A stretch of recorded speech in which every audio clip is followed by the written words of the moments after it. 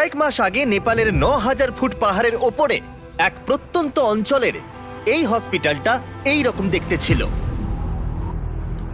প্রত্যন্ত অঞ্চল হওয়ায় এখানে কোনো ইলেকট্রিসিটি ছিল না, তার মানে স্থানীয় ডাক্তারদের চিকিৎসার সরঞ্জাম ব্যবহারের সুযোগ ছিল না, এবং মাঝে মাঝে অন্ধকারের মধ্যেই জটিল অস্ত্রোপচার করতে হতো একটা ফ্ল্যাশ লাইট আর সাধারণ কিছু সরঞ্জামের সাহায্যে। এদের যদি উন্নত চিকিৎসার প্রয়োজন হয় তাহলে তাদেরকে কয়েক ঘন্টা হেঁটে অন্য জায়গায় যেতে হয়, আর এই সীমাবদ্ধতার ফলে এখানে মৃত্যু আর গর্ভপাতের ঘটনা প্রায় ঘটছে।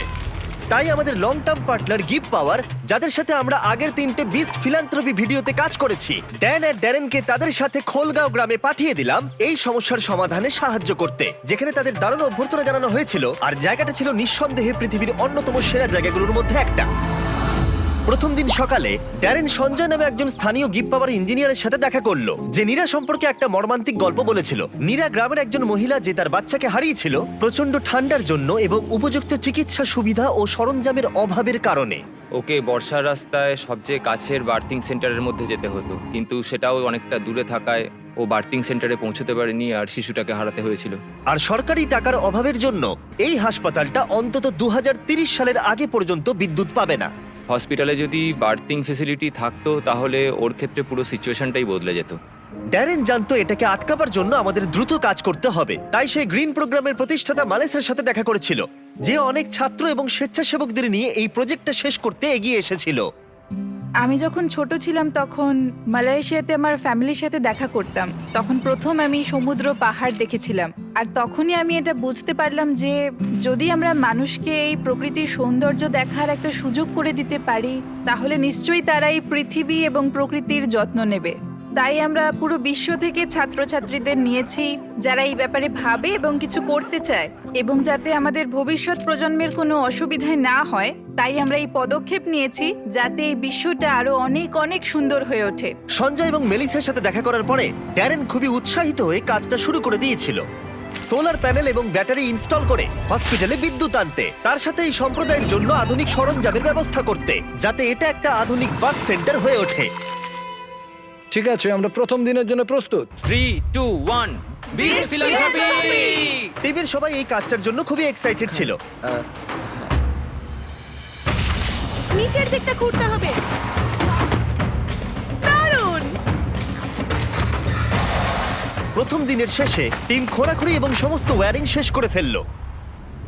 আমি সত্যি এদের অস্বীকার করতে পারি না, কারণ এই গ্রামের মানুষদের মধ্যে কিছু একটা আছে। তাদের সভ্যতা, তাদের বন্ধুত্ব, তাদের মেলামেশা আমাকে মাত্র কয়েকদিনের মধ্যেই তাদের পরিবারের অংশ করে তুলেছে। এটা খুবই আনন্দের। আমরা যখন এই বাড়ির সামনে দিয়ে হেঁটে যাচ্ছিলাম, কেউ একজন দৌড়ে ভেতরে ঢুকলো এবং সে ভেতরে আগুন জ্বালালো এবং ধোঁয়া বেরোতে শুরু হলো। আমরা জানতে পারলাম যে সে আসলে চা বানাচ্ছে। এটি আদা সহ হিমালয়ান ব্ল্যাক টি, আর এটা আমার জীবনের সেরা চা। এই লোকেরা সত্যি খুবই সরল এবং এরা মানুষকে ভালোবাসতে জানে। আমরা যেখানেই যাচ্ছি এরা আমাদের ভালোবাসছে।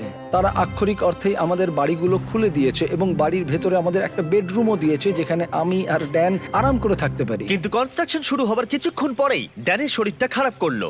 আমি খুব অসুস্থ হয়ে পড়েছি, আমাকে চেক আউটের জন্য তাড়াতাড়ি স্থানীয় কোনো ডাক্তারের কাছে যেতে হবে। তার মানে এখন সে নিজেই বুঝতে পারলো যে এইরকম প্রত্যন্ত গ্রামে চিকিৎসা করানো কতটা কঠিন হতে পারে। যেমনটা তোমরা দেখতে পাচ্ছ, এখানে সবকিছুই বন্ধ রয়েছে, আর কঠিন বাস্তব এটাই, যদি তুমি এখানের কোনো গ্রামে অসুস্থ হয়ে পড়ো তাহলে কাছাকাছির বড় ফেসিলিটি পেতে তোমায় প্রায় 7 ঘন্টার একটা বড় জার্নি করতে হবে। সৌভাগ্যবশত সেখানে একজন নার্স ছিল যে তার চিকিৎসা করেছিল। ইনি হলেন করুণা, একজন নার্স, এখানকার লোকাল টাউন খোলাগাঁওয়ের মধ্যে থাকেন। ইনি আমাকে সাহায্য করতে এসেছেন। কিন্তু সেখানে কোনো বিদ্যুৎ না থাকায় শুধুমাত্র প্রাথমিক চিকিৎসাই সম্ভব হয়েছিল।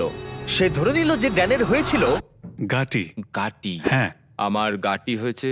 গাটি একটা রেয়ার নেপালি ডিজিজ। আসলে এটা সামান্য ঠান্ডা লাগা। কিন্তু এই সম্প্রদায় প্রায় আরো অনেক গুরুতর সমস্যার সম্মুখীন হয়। যদি কোনো তাৎক্ষণিক এবং উন্নত চিকিৎসা ব্যবস্থার প্রয়োজন হয় তাহলে সেটা তখন পাওয়া যায় না। প্রজেক্টটা যত এগোচ্ছিল টিমের ওপরে ততই চাপ বাড়ছিল, তাই ড্যান কিছুটা বিশ্রাম পেলেও বাকিরা কনস্ট্রাকশনের কাজ চালিয়ে যাচ্ছিল।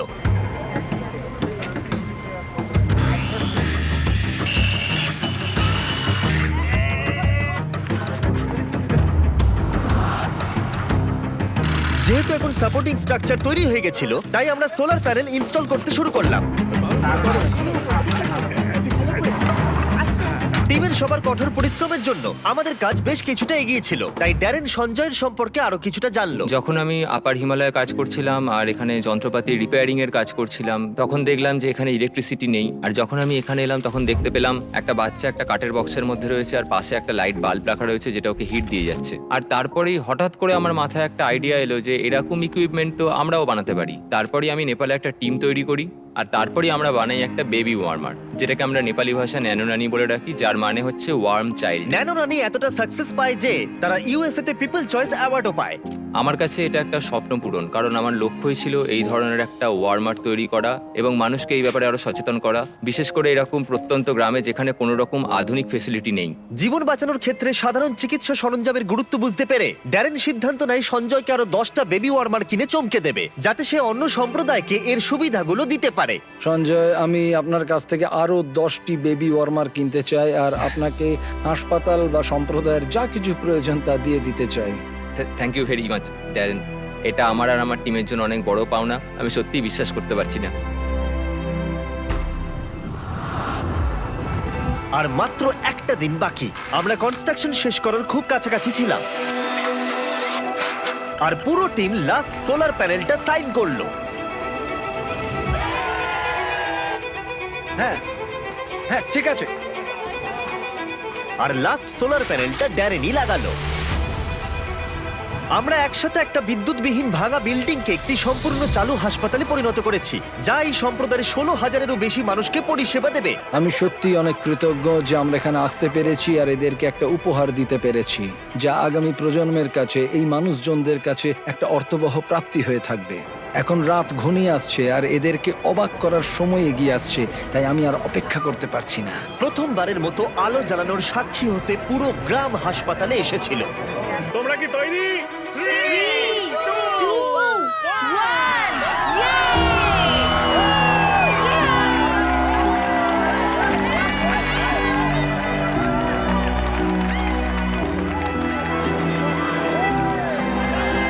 একটি সম্প্রদায় জীবনে প্রথমবার বিদ্যুৎ দেখলো, এটি দেখা যে কি সৌভাগ্যের ব্যাপার তা আমি আজকে অনুভব করলাম। পরের দিন সকালে নীরাকে হাসপাতালে সঞ্জয় আমন্ত্রণ জানালো, যাতে সে তাকে বেবি ওয়ার্মার সহ সমস্ত ইকুইপমেন্টগুলো দেখাতে পারে। এখন ও খুবই আশাবাদী যে ওর সাথে যা ঘটেছে তার কারোর সাথেই ঘটবে না, আর এখানে বার্থিং ফেসিলিটির জন্য ও খুবই খুশি এবং কৃতজ্ঞ।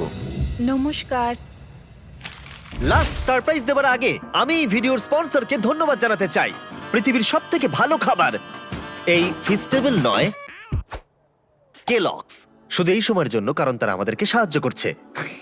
আজ থেকে 31শে জুন 2024 পর্যন্ত কেলগস মাইনক্রাফটের সাথে টিম আপ করেছে তোমাদের free exclusive character creator item দিতে। ঠিক এইরকম ক্যামেল হ্যাট, অ্যাক্সলট হ্যাট আর একটা চেরি ব্লসম ড্রেস।